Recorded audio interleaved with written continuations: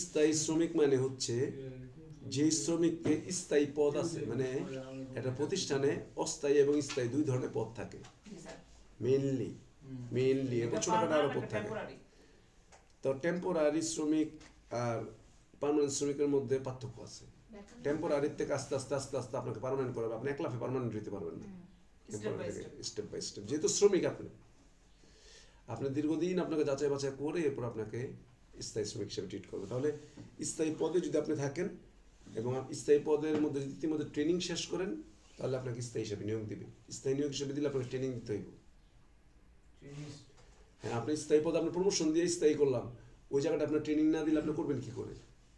আপনি তো শরীরে পরিশ্রম করতে পারেন, কিন্তু বুদ্ধি খাটানো যাকে বলে টেকনিকটা হচ্ছে অ্যাকচুয়াল জ্ঞান। সবাই তো একরকম ভাবে, আপনি কিভাবে আলাদা করে করবেন? কোন এক বুদ্ধিমানের মাথায় আসছিল যে একটা চাকার মতন যদি কিছু বানাই, এর উপর মালামাল নিতে সুবিধা হইব। বাকিদের মাথায় তো, সবার মাথায় তো আসে নাই। তাহলে একটা নতুন একটা ইনভেনশন হইলো। এটা মোটর হওয়ার পর চিন্তা করলো, আচ্ছা মোটরটা যদি হেলিকপ্টারের সাথে লাগাই তাহলে হেলিকপ্টার আকাশ করবো। তাহলে মানে চিন্তার বিস্তারটা বলতেছে যে আমরা গুহা থেকে কি করে বা জঙ্গল থেকে আদম আলাইহিস সালামকে যদি আমরা হাদিস থেকে ধরেও নেই যে ওনাদের এই এশিয়াতে ফেলাইছে, তাহলে তো বন জঙ্গল। কিন্তু তখন ইন্ডাস্ট্রিয়াল কিছু নাই, মনে করেন যে এয়ারপোর্ট কিছু নাই। এয়ারপোর্ট তো বহু দূরের কথা, কিছু জন্তু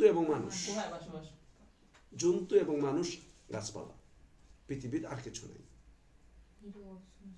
তাহলে ওর মধ্যে মানুষের জীবনযাপন করতেছে, ওই জেনারেশনগুলি জীবনযাপন করতেছে। আমরা পূর্বপুরুষরা আদম আলাইহিস সালামকে যেহেতু বিশ্বাস করে আসি, ওই চেনে আমরা ওইভাবে চলে আসছি। কিন্তু এই মুহূর্তে যদি আপনি আমাকে জঙ্গল পাঠাই, তাহলে আমি শখে হয়তো দু একদিন থাকবো, যদি ফরেস্টে বাংলোতে থাকতে দেয়, কিন্তু আমি পার্মানেন্ট ওই পরিবেশে থাকতে চাবো না। কিন্তু মানুষ প্রথমে জঙ্গলে থেকেই আসছে।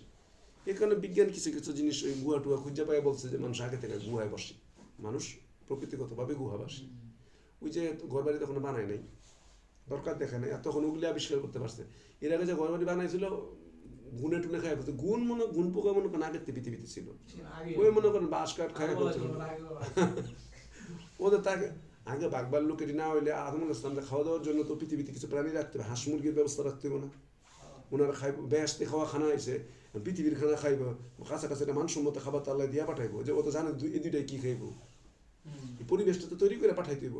আমরা যখন কাউরে চাকরিতে বদলি করি, তাহলে তার কোয়ার্টার থাকা টাকার জবের ব্যবস্থা করে পাঠাই না? আল্লাহ ব্যবস্থা করে পাঠাইছে। তাহলে এর মধ্যে